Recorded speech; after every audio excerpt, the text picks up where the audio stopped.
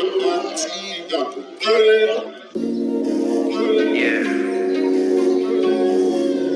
SGB,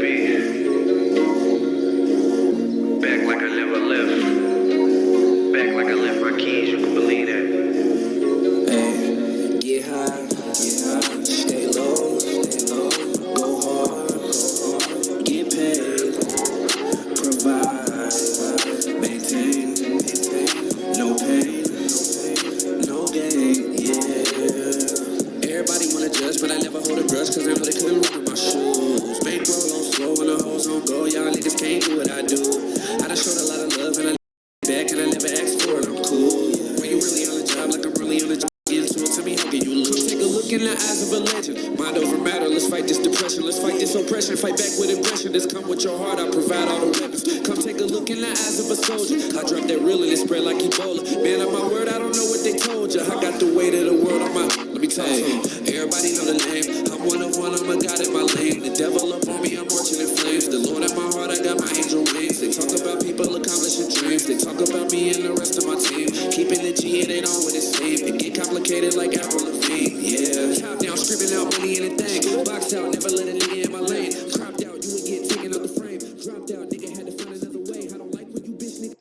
Peace, you know what it is. It's your man SKYZOO Skyzoo live from the borough. And this is the Pay Me No Mind podcast. This is Ray Flores, ring announcer for Green River Boxing Champions. You are listening to the Pay Me No Mind podcast with my man, Wood. Over the Magic Man Malinaji, giving a big shout out to the Pay Me No Mind podcast. What's up, everybody? This is Swift Jared Hurd, 20-0, 14 knockouts, the new IBF champion of the world, and I'm right here with the Pay Me No Mind show. Yo, it's your boy John Connor, and you're checking out the Pay Me No Mind podcast. It's Aftermath, it ain't nothing after that. Flint, we in the building. It's Connor, what? You are listening to Pay Me No Mind with show host Wood. Peace, world. What's good? My name is Wood, as you just heard. It's the Pay Me No Mind Sports and Entertainment channel. Going to get into some bite down boxing talk. Get in and get out real quick. Just like 3 topics. You know, it's a new year. I'm just trying to manage my time a little bit better, so on and so forth. So I thought I might jump on here when I can. It won't be a daily morning thing. Not aiming for that. But there were a couple of things to give a quick reaction to. We have a big fight this week. I guess beyond just the fact that, Claressa Shields is taking a stab in making history, the quickest to 3 division, to 3 championships, or to championships in 3 different divisions. It's the first fight of 2020. You know, we get into our first fights of the new year. So that's kind of why I'm on here today.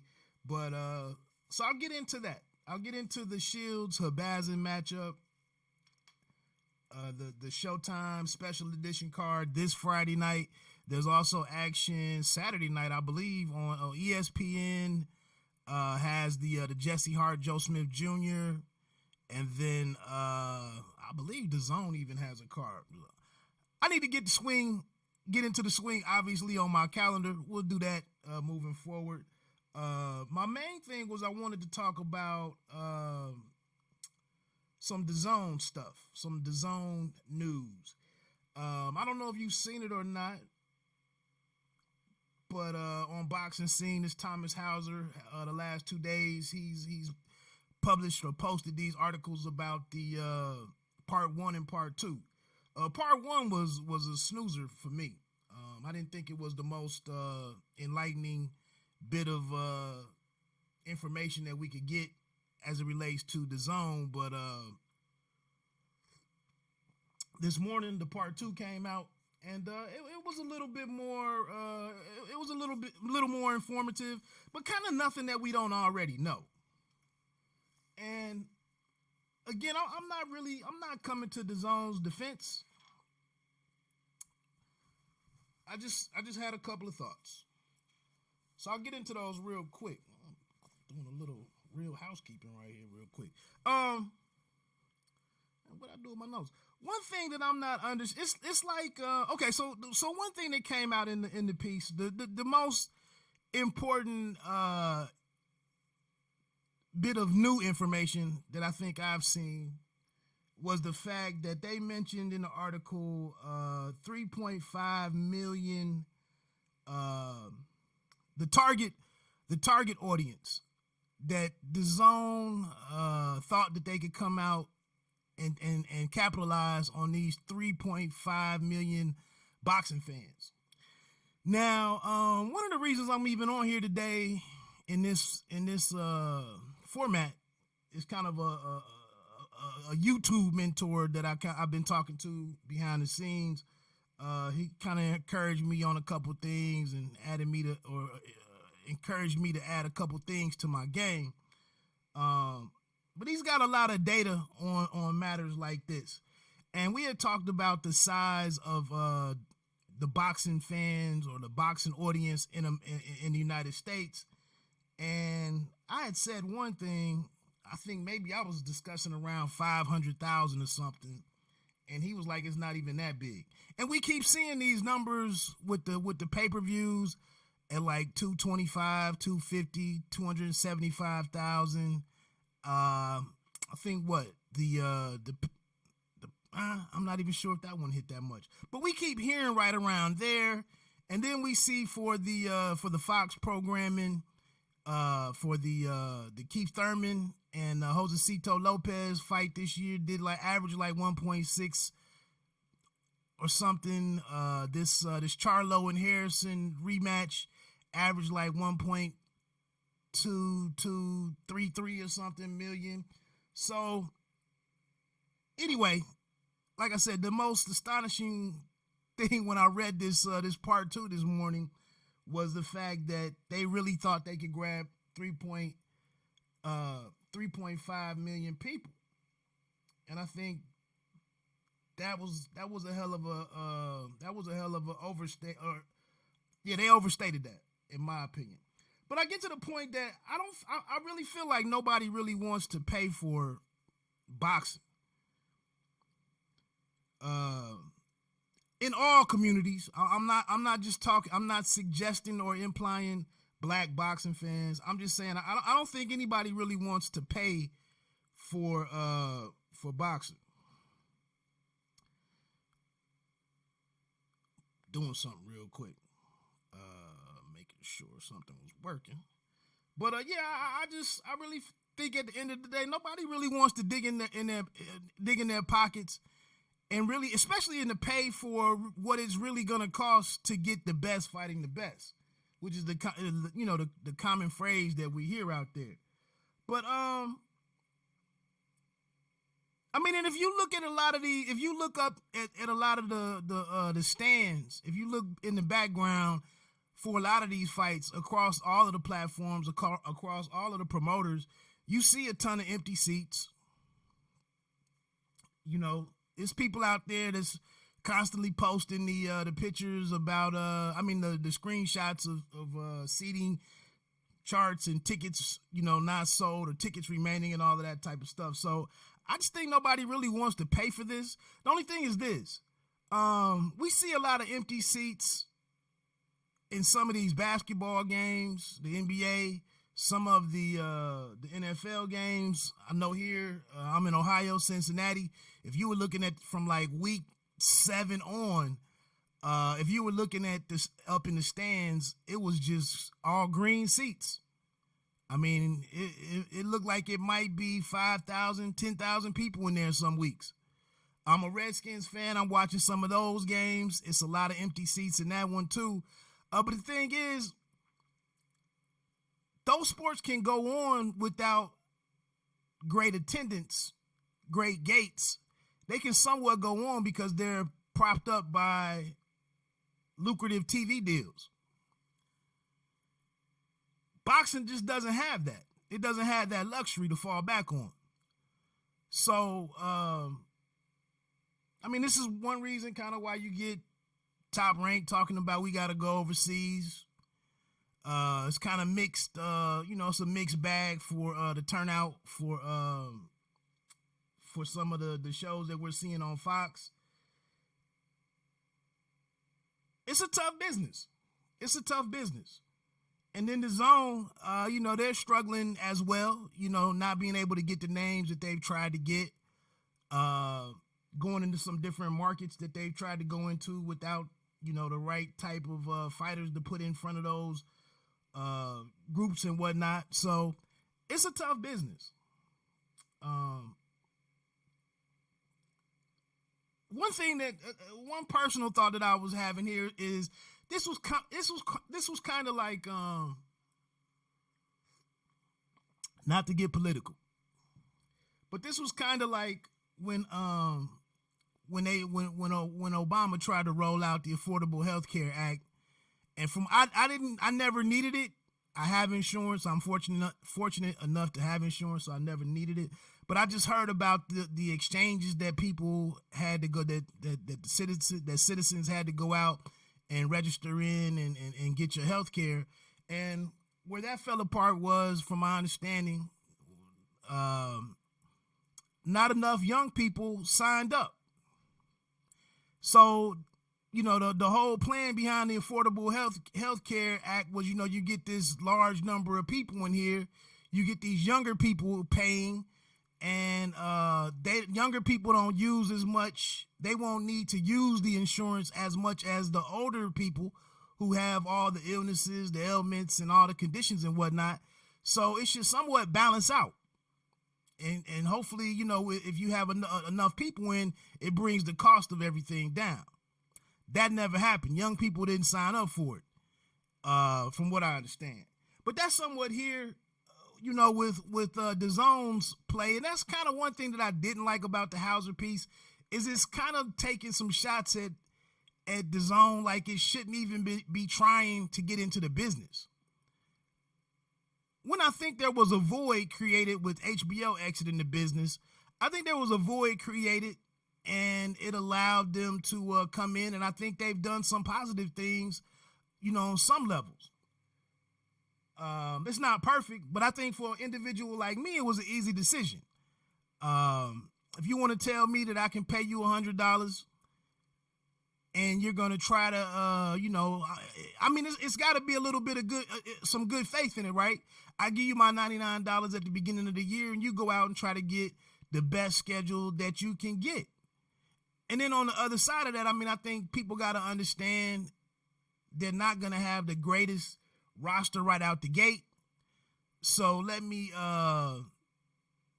give these guys a minute. But, for me, and then, the situation, Golden Boy was left without a home, or its top fighters were left without a home. They get an exclusive deal with, to provide fights to DAZN to help out with the content. And then, they pick up the World Boxing Super Series. They bring that in there for us. I get to learn. I'm learning about guys like, you got to see what you got to see with the World Boxing Super Series. And then I started learning about some of these smaller weight classes. This Acosta cat, the Julio Cesar Martinez dude that I'm seeing a lot of and digging what he's doing. No, the right things haven't happened for Demetrius Andrade still at this point. Devin Haney signs up over there. So they're doing some things. They've tried to get some of the PBC free agent guys who do have the ability to move around a little bit. They tried to bring some of those guys in. That didn't happen. But again, getting into this thing, I really just wanted some fights that were more compelling, more entertaining than what we used to get on ESPN Friday Night Fights. That's really all I wanted. And then, like I said, as a single, I'm in a situation I don't really have any partners, so the pay-per-view model for me is pretty much dead. I can afford to buy them, I can, but I'm just gonna struggle with putting down $75, $80 for a fight, and I can go in between rounds. I can go on Facebook and I can find the same stream. I can see 800 people watching the fight for free on somebody's live stream. Like, that's just like being spit in the face. I'm gonna sit here and pat myself on the back for doing the right thing and making this buy, and these other 800, 900, 1,100 people are in this live stream watching it for free. I just can't. I can't look myself in the mirror if I continue to do that.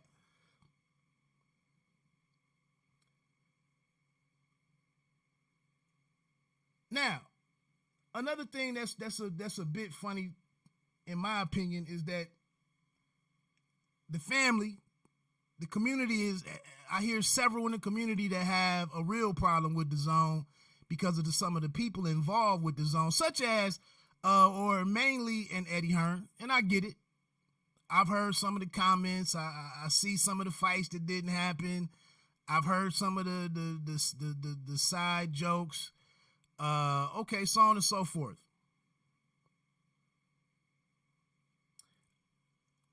However, I just don't understand how we can come for, I don't see how we can come for Eddie and come for John Skipper with his substance abuse history and whatnot. I don't see how we can come for him, but there's no ire, there's no animosity or hatred towards Fox Sports. But we know what Fox News is. And the same family, or the same guy, Rupert Murdoch, and his son, at least one of his sons, Lachlan, I believe is his name.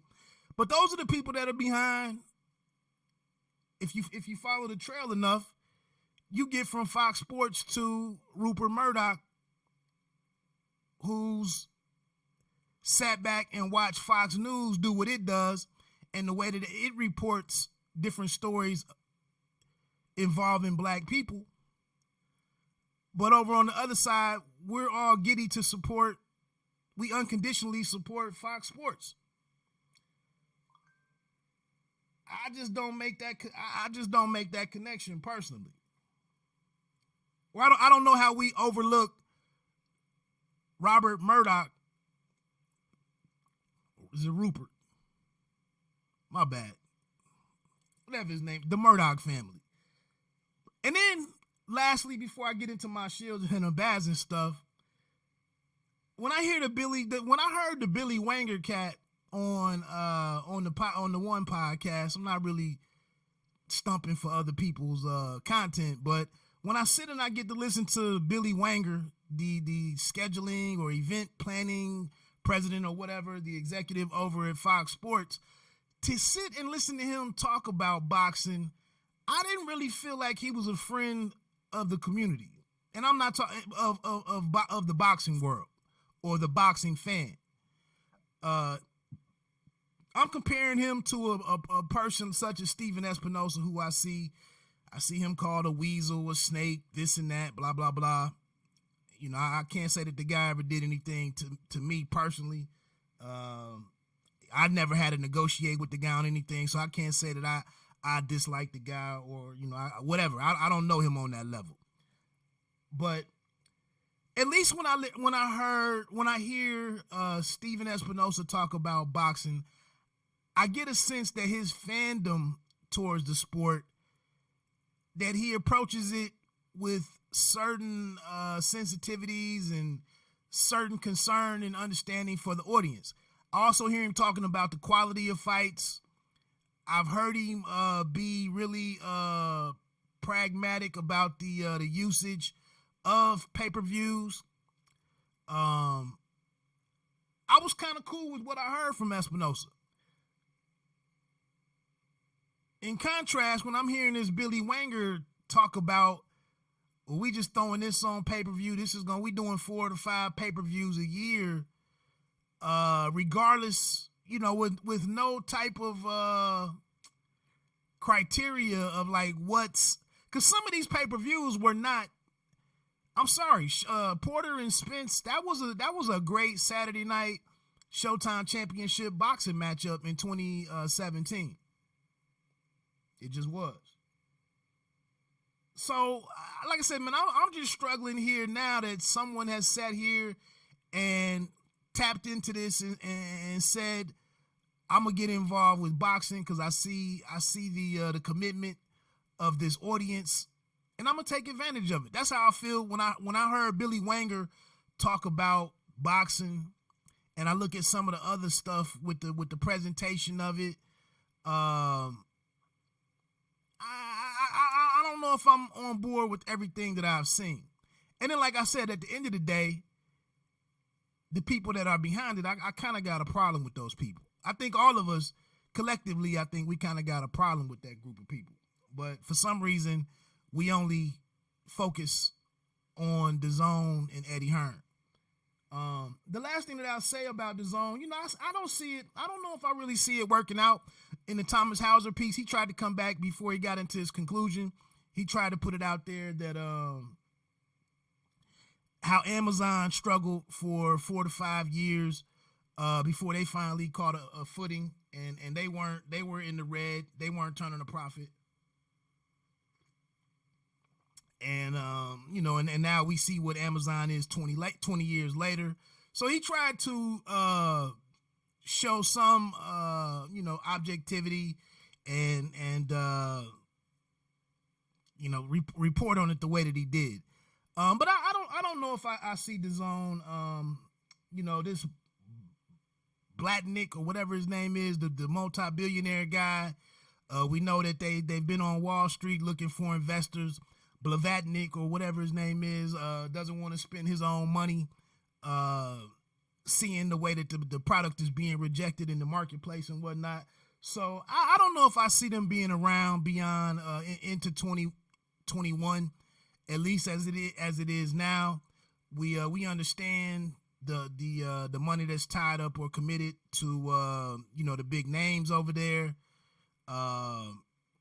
So I don't know if they're here long term, but I just want to know, you know, when one person or when one entity falls out of the marketplace and there's no replacement, I just want to know, you know, who gets involved, who steps up, because we got a lot of kids across this country in the popularity of boxing and what the PBC has done.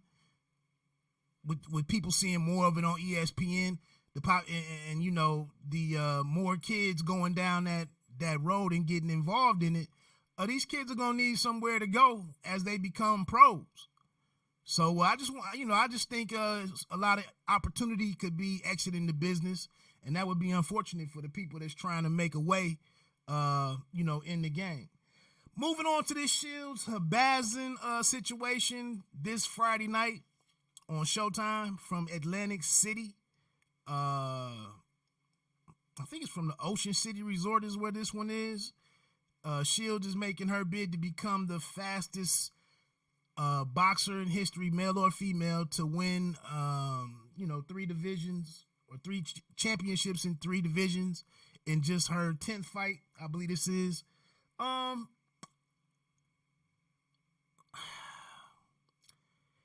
Usually I like my history with a lot more drama.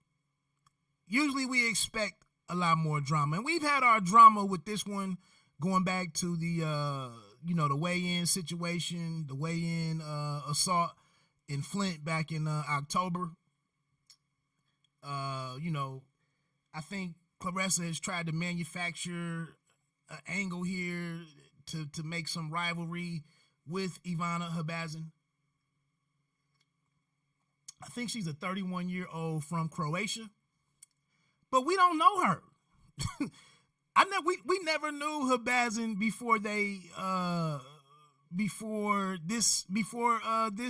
belt, before this championship. We haven't seen her in action. She's 20-3.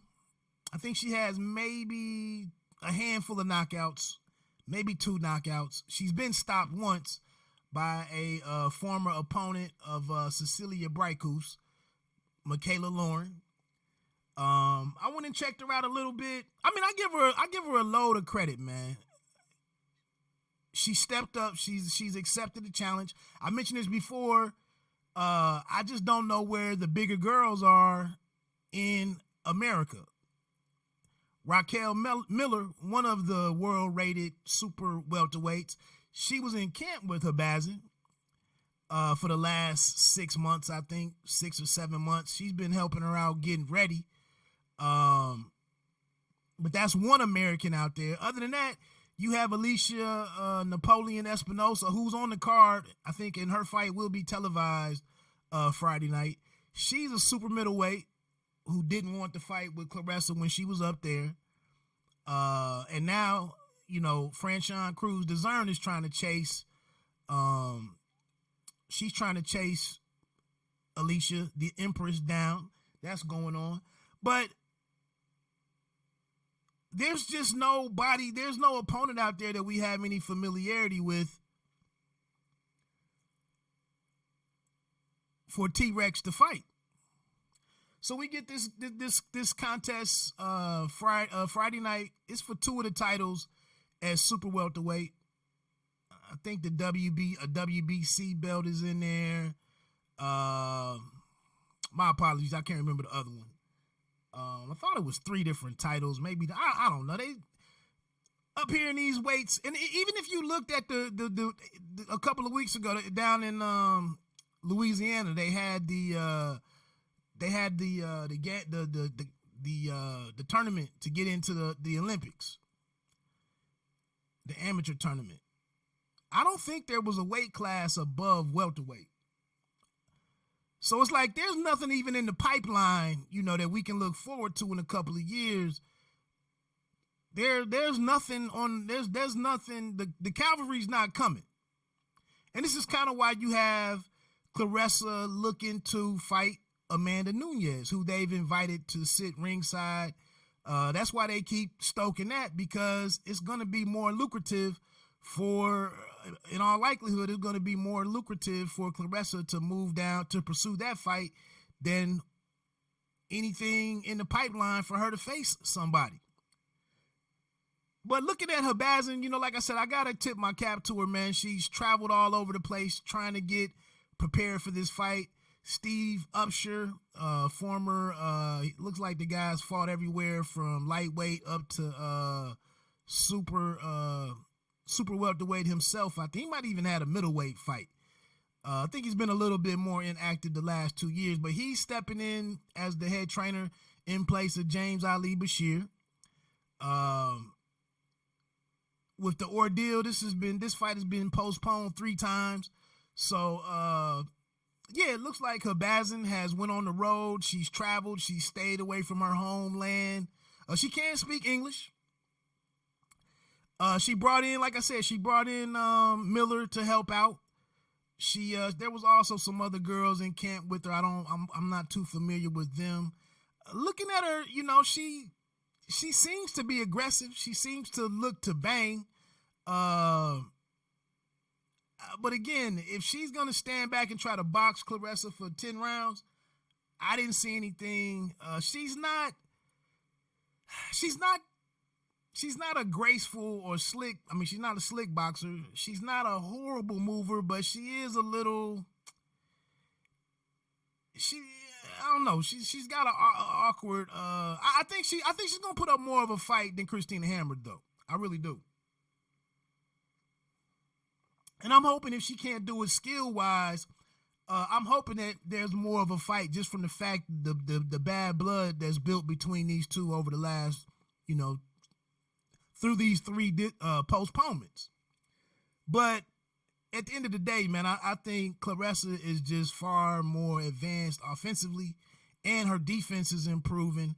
Just her whole conceptualization of boxing just seems to be farther advanced than a lot of the women. I don't want to say a lot of the women, especially in this 154 pounds and up, with the exception of Franchon Cruz DAZN. And I think one of the improvements that we've seen in working with John David Jackson is the fact that he's had her slow down and kind of leave her amateur style in the amateurs. And over the last 3 fights, I think we started to see her really get into more of a professional, if you will, a pro style offense, the feigning, punching in bursts, punching in combinations, and then getting back out, resetting, walking around, take a quick walk, come back in again, get off. He's broken up everything instead of just standing there and throwing 30 straight punches, So I think that's one thing. I think her offense has continued to expand.